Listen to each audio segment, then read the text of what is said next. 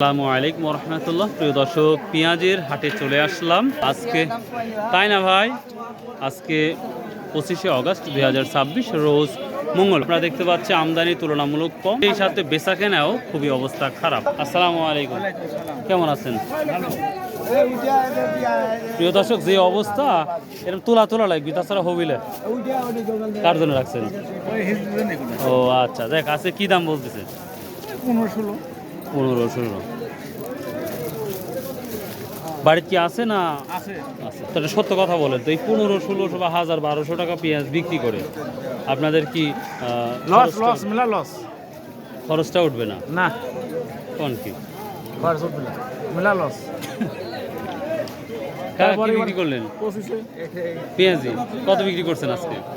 রসুন বেশি কেবল পেঁয়াজ এখন কত কয় দেয় মানে লসের শেষই নাই। মানে 1 বিঘা জমি 30,000 টাকা নিতে, 30,000 টাকা বিঘি লিসলে কামলা টামলা দিয়ে, মানে আর কি কো অর্ধেকের বেশি লস। এই বছরে অর্ধেকের বেশি লস।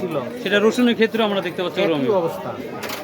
ধান কি চাষ করছিলেন? ধান, হ্যাঁ, ধানে তো আরো অবস্থা মনে খারাপ। ধানের অবস্থা খারাপ, ওই 1200 1250 ওই সময় এখন ওই এখন বরঞ্চ শুরুতেই ভালো ছিল, শুরুতেই ভালো আছে।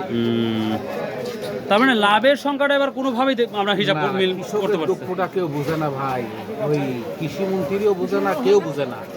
আমি তো দেখি কেউ বলেও না সংসদে। হ্যাঁ, সংসদে তো ওইভাবে ডিসকাসই করে না যে দেশের জন্য যে অবস্থাটা যাচ্ছে, বিশেষ করে সার কীটনাশকের জন্য তো কি বলবো, কোনোটারই দাম কম নাই, সার কীটনাশক কোনোটার দাম। আপনারই তো কিনেন, আপনারাই ভালো বুঝেন। অথচ আমার এই জিনিস বিক্রি করতে একটা দাম নাই, বুঝছেন না?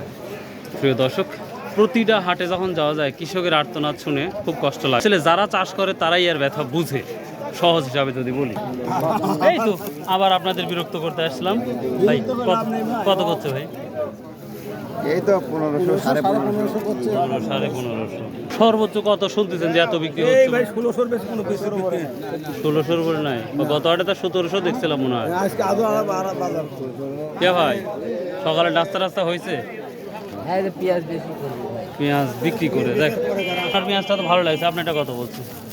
এরকমই 1600 1550।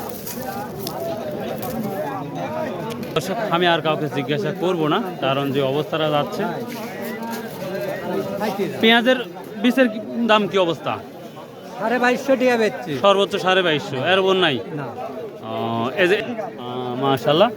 তো যারা পেঁয়াজের বীজ কিনবেন, আমি মনে করি এখনই কেনার সময়, পরবর্তী হয়তো সময় দাম বাড়তে পারে। এই ছিল আজকের পেঁয়াজের আপডেট নিউজ। আসলে খুবই হতাশজনক পেঁয়াজের বাজার যাচ্ছে। ভালো থাকবেন, সুস্থ থাকবেন। আসসালামু আলাইকুম রহমতুল্লাহ। আর নতুন কোনো তথ্য জানা থাকলে অবশ্যই কমেন্ট করে জানাবেন। বাই, আল্লাহ হাফেজ।